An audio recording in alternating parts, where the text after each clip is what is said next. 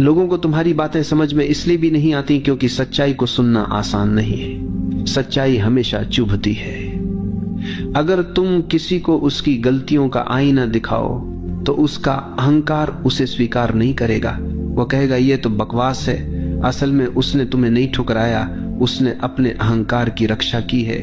हर व्यक्ति वही सुनना चाहता है जो उसकी सुविधानुसार हो, जो उसके अहंकार को सहलाए। लेकिन जब तुम सच्चाई बोलते हो तो वो उसके खिलाफ जाती है, इसलिए तुम्हारी बातें उसे समझ में नहीं आती। समस्या ये भी है कि लोग शब्दों को समझते तो हैं लेकिन भाव को नहीं समझते।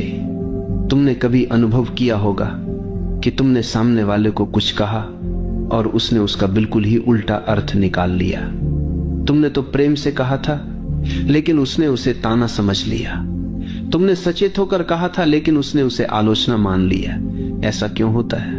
क्योंकि लोग शब्द सुनते हैं लेकिन भाव को नहीं पकड़ पाते, और भाव पकड़ने के लिए संवेदनशीलता चाहिए, मौन चाहिए। आज का मनुष्य संवेदनशीलता खो चुका है। उसका ध्यान केवल सतह पर है। गहराई में जाने की उसकी क्षमता धीरे धीरे समाप्त हो गई। यही कारण है कि हमारी बातें उसके दिल तक नहीं पहुंच पाती।